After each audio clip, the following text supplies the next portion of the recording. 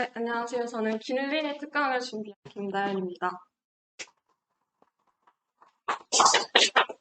사실 이게 BSC 합격하시자마자 처음으로 진행되는 세션에서 에 대해 다뤄보려고 준비했던 내용인데 조금 많이 늦어진 감이 없지 않아 있지만 그다음 발표를 해보도록 하겠습니다. 네, 오늘은 이 그림이 여러분 머릿속에 그려지는 걸 목표로 발표를 해보려고 합니다. 그림을 보시면 매우 기초적인 기세 구조를 설명을 하고 있습니다.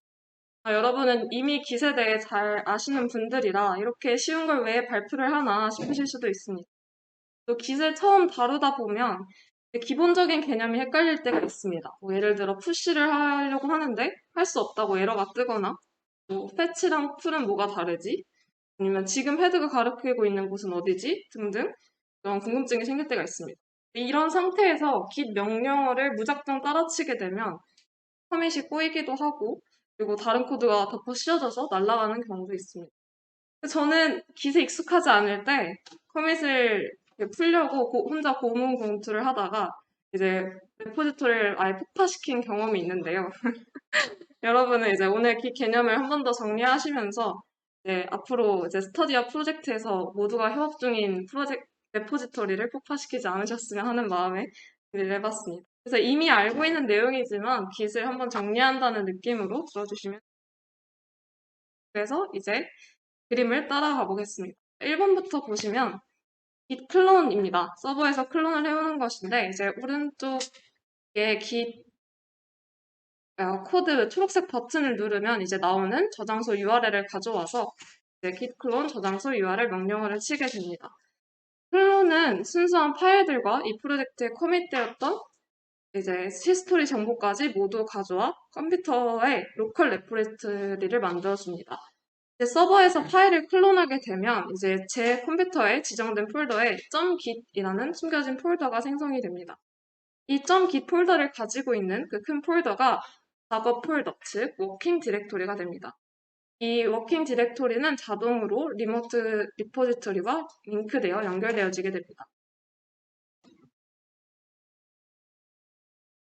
네, 그러면 이제 워킹 디렉토리에 대해서 조금 더 알아보겠습니다. 워킹 디렉토리에는 untracked 파일과 tracked 파일로 나눠져 있는데 untracked 파일은 기세 관리 대상이 아니라는 뜻이고 tracked는 추적된다는 것. 즉, 이 파일이 생성되고 수정되고 삭제되는 모든 히스토리 정보를 기시 관리하겠다는 뜻입니다. 이 관리되는 파일들은 또 세 가지 상태로 나눠지는데 변경사항이 아예 없는 파일, 수정이 된 파일, 스테이지에 올라가는 파일로 나뉘어집니다. 그래서 스테이지라는 말이 나오는데 이 워킹 디렉토리 안에는 바로 로컬 레포지토리만 있는 것이 아니라 스테이징 에리아라는 곳이 있습니다. 이곳에 이제 커밋되기 전에 변경사항들이 있는 파일들이 모여지게 됩니다. 이 스테이징 에리아에 올리기 위해서는 git add라는 게 필요한데 이제 git 처음에 작업 폴더를 생성을 했다면 이제 스테이징 에리아가 아니라 그냥 워킹 디렉토리 안에 있는 그냥 git에 의해 관리되지 않는 파일로 존재하게 됩니다. 이때는 git이 아무런 히스토리 정보도 가지고 있지 않습니다. 그러다가 이제 git add를 하게 되면 이제 git이 얘를 관리하겠다 하면서 추적을 하게 됩니다. git add를 하게 되면 이제 스테이징 에리아로 올라옴과 동시에 이제 tracked 파일로 이게 됩니다. git add를 한 다음에는 git commit을 해야겠죠. 네. 그 전에 이제 git add를 하게 되면 워킹 디렉토리에 있던 파일이 스테이징 에리아로 올라가면서 스테이지드 상태가 되게 됩니다. 그 다음에 커밋은 이제 스테이징된 파일들을 로컬 레포지토리에 등록을 해야 하죠. 그때 이제 필요한 명령어인데 스테이지된 파일들을 이제 하나의 버전, 스냅샷으로 만들어서 로컬 레포지토리에 보관을 하게 됩니다. 이 스냅샷 하나하나가 버전, 우리들의 히스토리가 되는 거예요. 이 기록을 기준으로 과거로 돌아갈 수도 있고 다른 브랜치로 넘어갈 때도 사용되게 됩니다. 네, 이런 식으로 스테이징 에리아에서 로컬 레포지토리로 올라가게 되죠. 그 다음에 지금까지 적었던 git add와 git commit은 내 컴퓨터, 그러니까 로컬 레포지토리에만 있던 것들이고 이제 다른 분들과 공유하고 협업하기 위해서는 리모트 리포지토리에 올려야 되는데요. 이때 로컬 레포지토리에서 관리했던 아이들을 올리는 것이 git push입니다.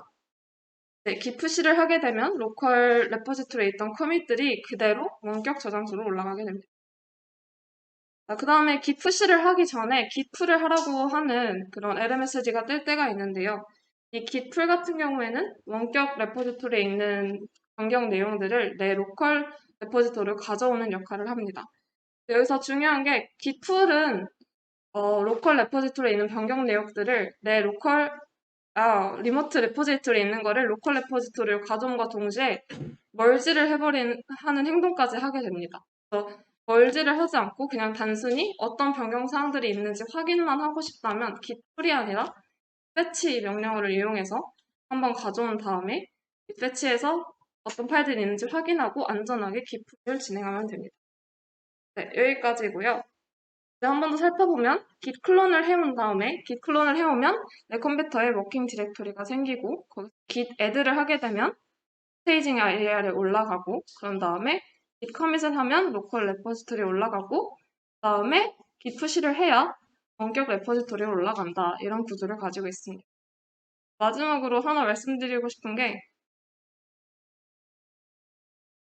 커밋 메시지 컨벤션인데요. 이거는 꼭 말씀드리고 싶었던 게 저는 버전 기록을 할 때 중요한 게 내가 어떤 버전을 관리하고 싶은지를 알 수 있어야 된다 생각합니다. 왼쪽에 있는 건 제가 프로젝트를 하다가 만난 실제 커밋 메시지인데요. 저 마지막에 있는 응애 커밋은 어떤 코드인지 전혀 알 수가 없습니다. 물론 바빠서 저희끼리는 다 아는 내용이라 이렇게 하긴 했지만 그래도 이 코드가 어떤 역할을 하고 어떤 변경사항이 있었는지를 알기 위해서는 커밋 메시지를 잘 작성을 해야 됩니다. 오른쪽에 수진님이 작성해주신 커밋 메시지를 좋은 예로 가져왔는데요. 이런 식으로 fit나 뭐 업데이트, 세팅 스탑 이런 것처럼 어떤 커밋인지 타입을 적어주고 그리고 그거에 대한 설명을 서브젝트처럼 이제 적어주면은 이 커밋 메시지만 보고도 이 코드는 회원 웹 기능을 새로 추가한 코드이구나 라고 알 수 있습니다. 커밋 메시지 컨벤션 같은 경우에는 정말 팀 바이 팀이고 개발자마다 다 선호가 달라서 본인이 속한 팀에서 어떻게 컨벤션을 가져갈지 이제 프로젝트 전에 미리 정해주면 좋을 것 같습니다. 네, 제가 준비한 발표는 여기까지입니다.